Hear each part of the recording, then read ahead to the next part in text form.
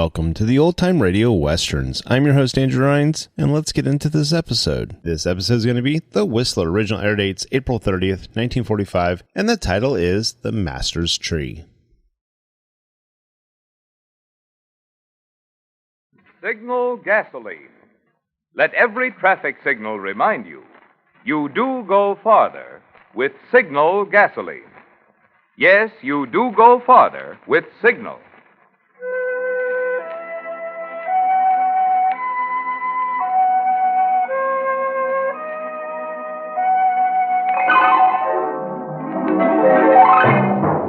The Signal Oil Company and your neighborhood Signal dealer bring you another curious story by The Whistler. Tonight, The Master's Tree.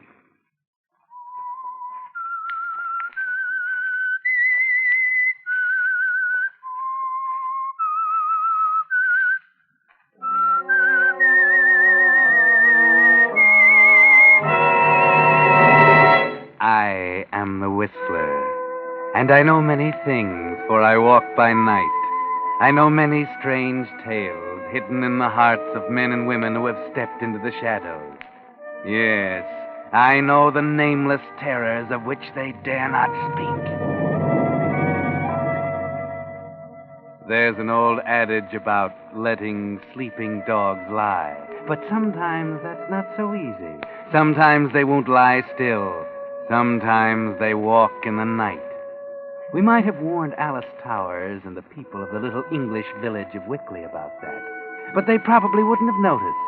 The mysterious disappearance of Philip Towers 5 years ago was all but forgotten, and the flood that had just engulfed the surrounding countryside was still the main topic of conversation. And that was when Alice Towers came home, arriving at the little station on the 10:15 local. Miss Alice? Oh, Miss Alice? Yes? Oh, it's Anthony. Dear old Anthony. Welcome home, Miss Alice. Oh, thank you, Anthony. Oh, it's so glad to hear that welcome after all these years. Miss Alice. Even after I married, I was always Miss Alice to you. Yes, ma'am. You didn't mind, did you? Of course not, Anthony. And it's good to see you. Miss Mildred sent me down to meet you. She and Mr. Jeffrey be waiting at home. The weather be so miserable. Of course. I wouldn't have had them chance a cold. You've had very bad weather for some time now. Aye, the flood was terrible. Here, let me take your bags to the car. Oh, yes. These are all, I think. We can get the trunks tomorrow. This way, Mum. I'm just as glad that they didn't come. Now I can have a talk with you alone. How are they? Have they been all right, Anthony? Well, Mum, as well as can be expected. Well, what do you mean? Well, with Mr. Phillip and you gone, and Mr. Phillip was always Miss Mildred's favorite brother, and then when he married you, you were the favorite of all of us. Oh, thank you, Anthony. It's been a long time, Miss Alice. Yes. 5 years, Anthony. 5 years. And what about Mr. Phillip? I've never found a trace, Anthony. Oh. For 5 years, I've searched 2 continents. Not a trace. He just disappeared from the face of the earth. I can't understand it. Nobody can. He was so fine a man. And you were such a happy, devoted couple. Yes. We were happy. Here, Mum. The car's right over here. It's still raining. Hurry and you won't get wet. Oh, yes, of course. I'll slide in on your side, eh? Yes. I'll put the bags in the back. Oh. I'll have you in front of a roaring fire at Miss Mildred's in a jiffy. So, Anthony, you're still taking care of Mildred's place? Aye, just as I used to take care of your gardens at the master's place. Oh, he thought so much of you, Anthony. You were one of his favorite people. Maybe, Mum. That was because he loved flowers and trees so much, and so do I. I mind how he used to sit out in the gardens all day. You and the master used to sit under that cherry tree on the edge of the cliff there and look out at the sea. And I'd bring you tea out there. Yes. That was Philip's favorite tree. Besides, I think he loved it almost more than anything. Maybe so. He was strange in some ways. Is the cherry tree still there? Why, yes, Mum, I think so. I don't rightly know. I didn't notice it when I went out to look after the flood. Was there much damage? Oh, yes, Mum, frightful. The brook that went by the house had tore up everything. The garden, the orchard, even the house was badly hit. Oh, no. Oh, the topsoil's gone, the ground uprooted. Oh, Anthony, I want to go out there. Why, of course, Mum, I'll take you out to look it over, but it's not a pretty sight anymore. No, Anthony, I mean, I'm going out there to live. Oh, no, Mum. Why, it's... Why not? Well, it's badly damaged. We can fix the damage. Oh, but Miss Alice, It's what? Well, it's like a dead place. A dead place? I don't know how to tell you, but there's something queer there. It's almost like a smell of death over it. And since you left, it's been vacant these 5 years. Well, with Mr. Phillips' disappearance... What are you trying to say, Anthony? Well, it's just that... Well, you know how these village people talk? You mean they've decided it's haunted? Well, somewhat like that, Mum. Oh, Anthony, you know they say that about any vacant house out on the moors. Yes, I know, But nonsense, Anthony, nonsense. I'm going back to the master's house, and I'm going to live there. All right, Mum. But somehow I don't like it.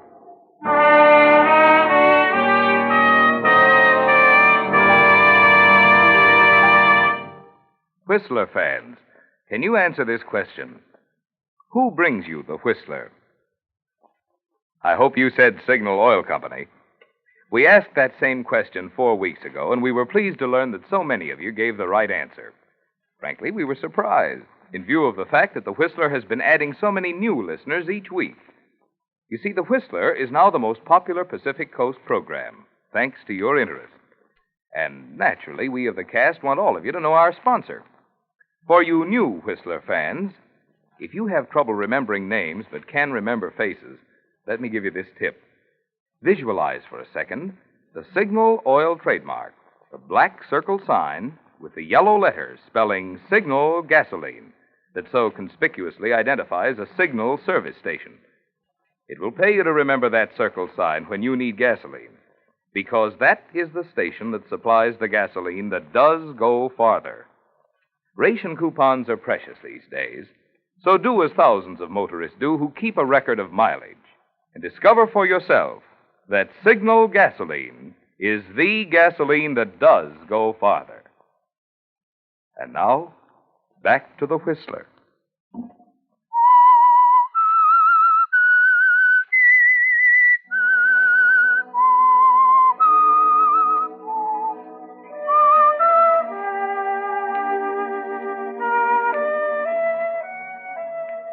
Alice Towers back in the English village of Wickley after an unsuccessful 5-year search for her missing husband, Philip, has announced her intention of going back to the lonely old Towers home by the sea, against the advice of old Anthony the gardener and Philip's sister and brother, Mildred and Geoffrey. It's utterly ridiculous, Alice. You can stay right here in the village with us. Of course, Alice. We've made all the arrangements for you. You can spend the rest of your days here with us if you wish. Surely you understand. The old place out there is my home. It's where Philip brought me as a bride. It's where we spent so many happy hours together. But it's not the lovely place it was then. Perhaps not. And Philip is not there either, but living there, I'll have my memories of him. I'll feel close to him. I don't understand you, Alice. You're not the type of woman to brood. You're much too matter of fact to go on spending your life living with a ghost. Geoffrey. Well, what would you call this compulsion to bury oneself out there on the moors?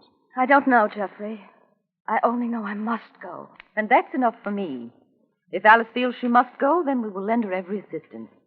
We can drive out there tomorrow and look it over. See what must be done. Anthony can help, and we'll stay with you until you're settled. Thank you, Mildred. Not at all, my dear. Now I'm going to bed. You two can stay up till all hours if you wish. Night, Geoffrey. Good night, Mildred. Good night, my dear Alice. It's good. Very good to have you back. Thank you, dear. Good night.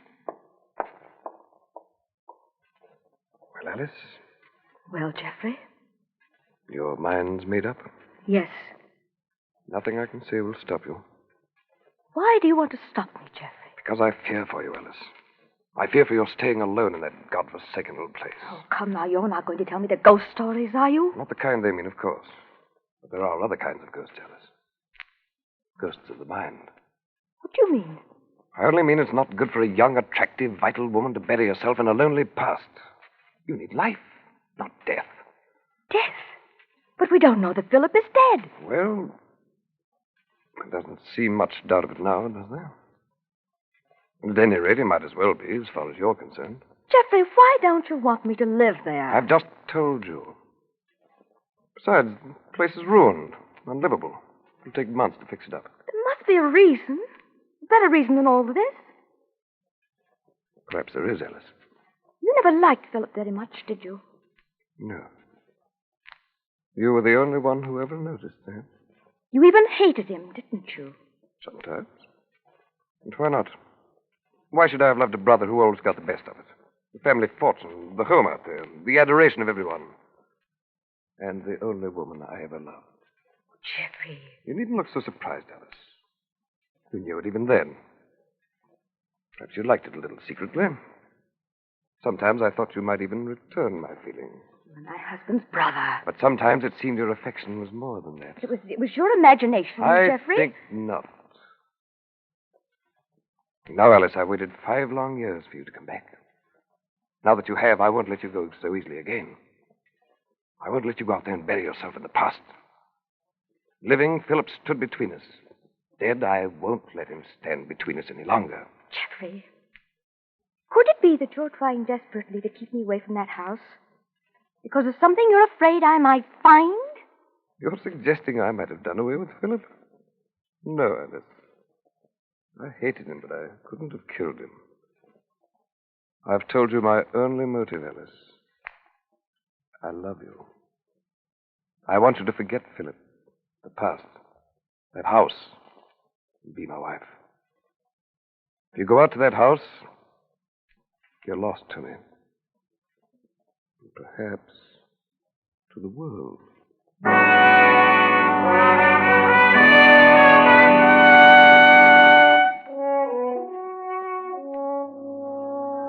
Well, Alice, your homecoming is not quite as simple as it might appear to the villagers of Wickley.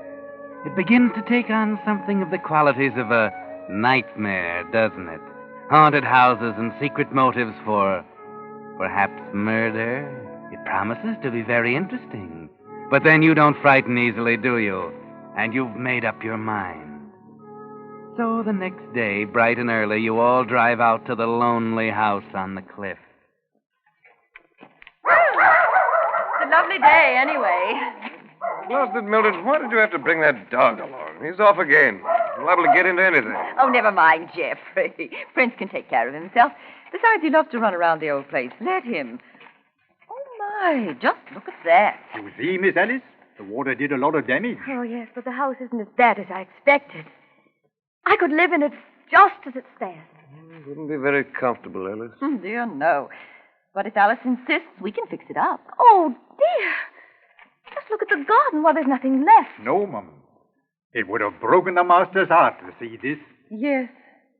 But the stream must have been diverted right through here. Yes, practically dug a new channel right through the garden and over the cliff down there. Took a lot of earth with it, right into the sea. Why, Alice, where are you going? Why, just down by the cliff for a moment. Why don't you and Geoffrey go on back to the house? Be careful down there. The ground's still soggy and liable to give way. Oh, I'll be careful. Anthony will take care of him. Aye, Mum. Oh, it be like a wasteland. There, now, watch your footing, Miss Alice. Oh, thank you. Miss Alice, watch your step. Oh, dear. Sorry. There'll be no need to worry. It'll be there all right. What? The tree. The master's cherry tree by the cliff. I looked while you was in the house. The ground be all dug up around there. But the tree be still safe. I must see it. Aye, Mum. Right there behind the big rock. There. Right there.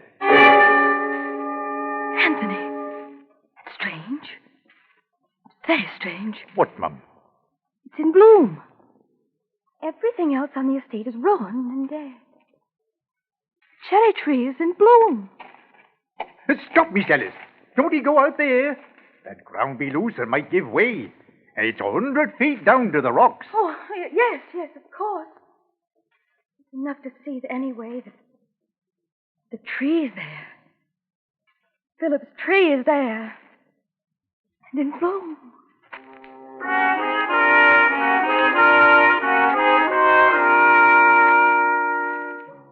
That might be some sort of omen, mightn't it, Alice?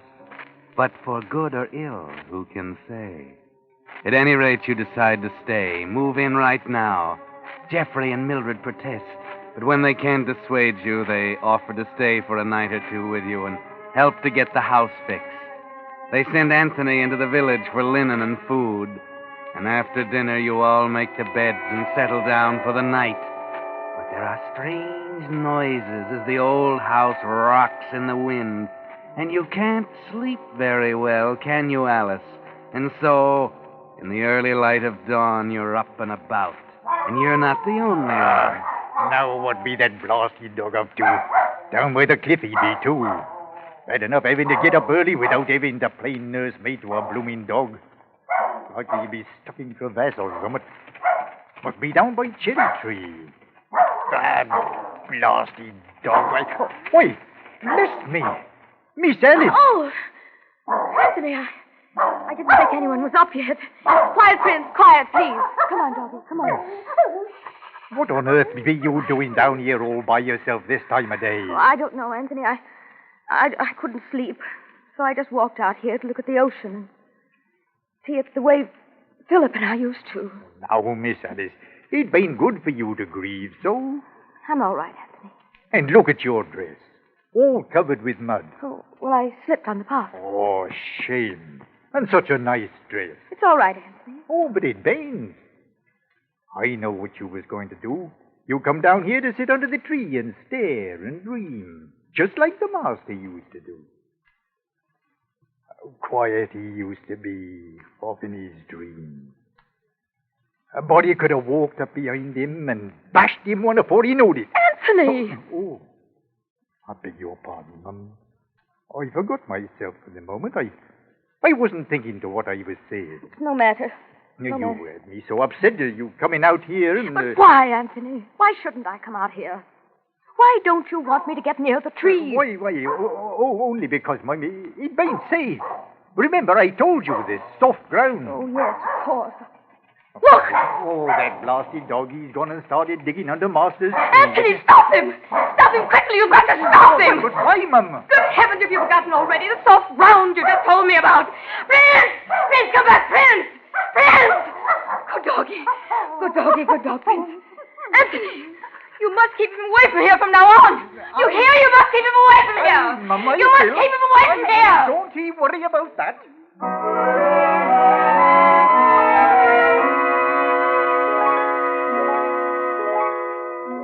Now, why should that chance meeting with old Anthony bother you, Alice? But it does, doesn't it? It seemed to strengthen some vague fear you had before you couldn't understand. Now you're beginning to, aren't you, Alice? Because now it's growing into suspicion and terror. Later that day, you have another conversation with Anthony that doesn't help much either. I tried, just like he told me, to get workmen from the village to come up and help us rebuild the place. But I couldn't get none. Why not? We'll pay them well. Oh, but that'd be nothing to do with it, Mum. They just won't come. Not for any price. Oh, now, Anthony, we're not going to let village ghost stories upset our plans. Miss Alice, I tried to tell them there was nothing to stories, but they won't come. They do say somewhat mysterious is about the place. And they've heard about cherry tree a-blooming there on the cliff when the rest of the place be in ruins. That only makes them more sure that... That what? Well, they do say, I mean, some folks think, the master never did leave here. That he be here now, alive or dead. Oh. I'm sorry, Mum. I didn't mean to frighten you. It's all right. It's all right, Anthony. What do they think happened to him? Well, there be some talk that he might have been murdered. Do you think he was murdered, Anthony? No, Mum. Do you? No, of course not. Oh, sorry, Miss Alice. Perhaps I shouldn't have said nothing. It was only that those men refused to come. We'll talk about it tomorrow, Anthony. Yes, Mum.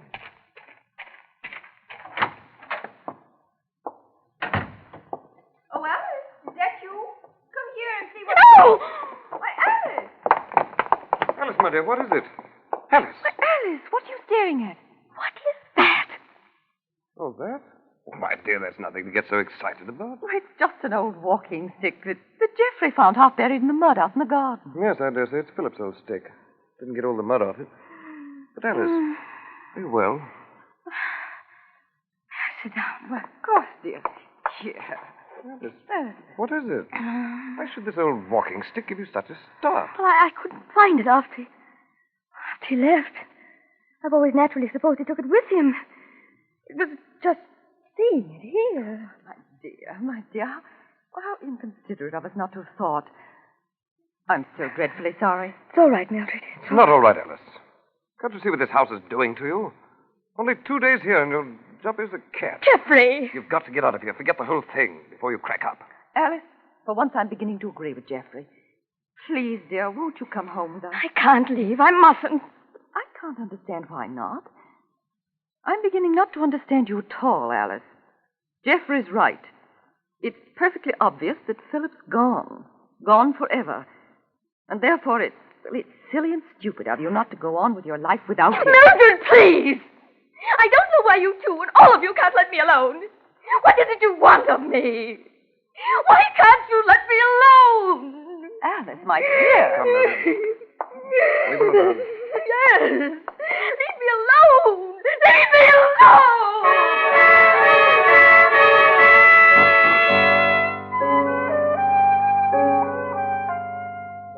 Well, Alice, you letting all this talk of Philip's ghost get you down? You can't do that, you know. You can't go to pieces like this. After all, it's only in your mind, isn't it? This fear, the fear that's growing. You've got to stop it. Perhaps when the others have gone. Yes. And they're going. They're going to give you your wish to be let alone. They've already packed, and Geoffrey's come to say good night. Yes, Geoffrey? It's raining again, isn't it? Yes. More of the cliff will break away. Fall into the sea tonight. Alice, for heaven's sake. Don't you see you must get away from here? Won't you please reconsider? Consider. I'll say it again. I love you. I want you to come away with me. Be my wife. Forget all this. Become once again the loving, gay, lovely girl I once knew. Will you? No, Geoffrey, no. I might have once, but not now. Not yet. Maybe later. No, Alice. If you don't leave this house now, you never will. I can promise you that. What do you mean by that? I mean that very shortly you'll be quite mad. Or dead. I don't understand. I don't understand either why you must stay. Why you feel you must find out whatever it is you must find out. All you need do is forget the past, and all will be well. If I could believe that. Very well, Alice. I must go. Mildred's waiting in the car. Anthony will drive us in and then come back. Mildred insists that he stay. You can't be here alone all night. I'll walk the door with you.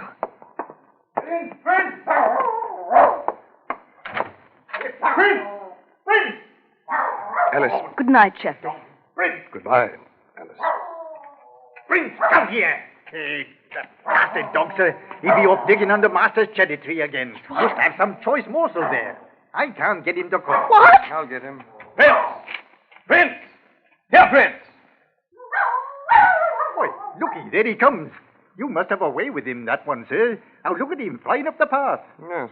Oh, but look there. He's got something in his mouth. No wonder he was digging. Come here, boy. Oh, but you look at that. The biggest bone I ever saw. Well, Prince. No! No! Catch him. Miss Alice, what is it? Oh, no. Forgive me, Philip. Forgive me. Alice, what are you saying? Forgive me. I didn't know what I was doing. Sir, look at her. I didn't I know. Anthony, she's... I didn't know. She's gone daft. I thought I hated you, Philip. I thought I hated you. And that day when I came up behind you, I had the walking stick in my hand. You were staring out at the sea. You didn't notice me. And I don't know what came over me. I don't know why I did Babbling it. nonsense, Anthony. I don't know why. Come, let's I don't get her know. into the house. Philip, I'm coming, Philip. I want to tell you why I did it. Catch her, Anthony. She's running down. Sir, don't take her ready for the cliff. For the Master's tree. Stop her. Try. Alice! Alice! Come back, Alice! Stop her, sir. That beast got drowned. Alice! Alice! Come!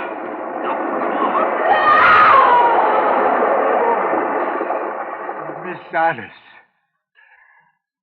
Too late now, Anthony. The tree, that whole piece of cliff, gone.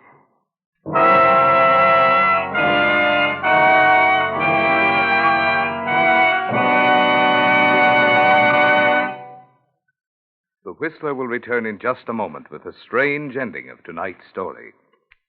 Meantime, if you're driving one of today's overage cars, here's an important point to consider. In races, you've no doubt noticed that most of the entrants get off to a pretty good start. But soon some start dropping behind because they haven't the stamina to keep up. Well, motor oils are like that, too. Most of them are okay for the first few hundred miles. But today, when cars have to last out the duration, your motor needs the full-time protection of an oil that can stand up and take it right through to the last mile. And that's why more and more drivers are switching to Signal Pen, the pure Pennsylvania oil with the fighting film. Signal Pen not only guards moving parts against wear and seals in power, but actual tests show that the fighting film of this super oil doesn't break down, not even under extreme heat. So make your next oil change a change for the better.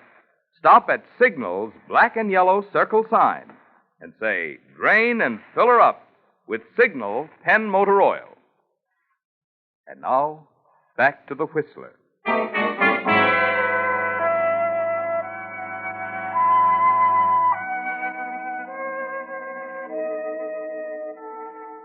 Well, at last the mystery of Alice Towers and the house by the sea was cleared up.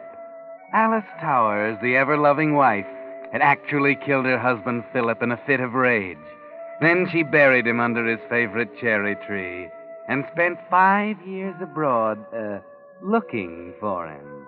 His money, of course, had made it pleasant looking. When she returned for a visit, she heard about the flood and began to worry about whether it might have uncovered Philip's grave. She shouldn't have started worrying, because once you start, well, you saw what happened to her. She ended up on the rocks, literally. Jeffrey and Anthony heard her confession, babbled in her delirium, but no one else ever did. Because, you see, nothing could be proved. It was all in her mind. The walking stick had no trace of blood, no trace of crime at all. The bone which the dog dug up, and Alice must have been mistaken for one of her late husbands, was actually only a large soup bone Anthony had given him the day before.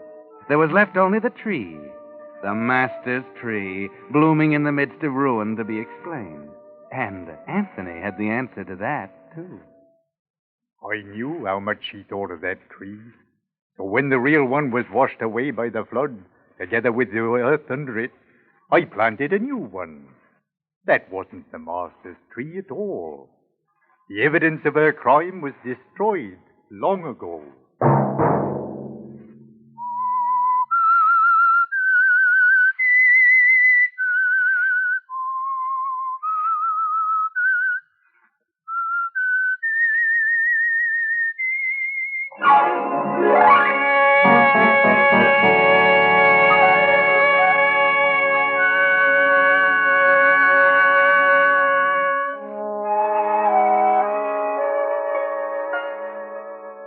Next Monday at 9 o'clock, the Whistler will bring you another strange tale. The curious story of accident according to plan. The Whistler is broadcast for your entertainment by the marketers of Signal gasoline and motor oil and fine quality automotive accessories, and by your neighborhood Signal dealer. This program, directed by George W. Allen, with tonight's story by Larry Roman and John Dunkel, music by Wilbur Hatch, is transmitted to our troops overseas by the Armed Forces Radio Service. Marvin Miller speaking, and suggesting that you let every traffic signal remind you that you do go farther with Signal gasoline. Yes, you do go farther with Signal. This is CBS, the Columbia Broadcasting System.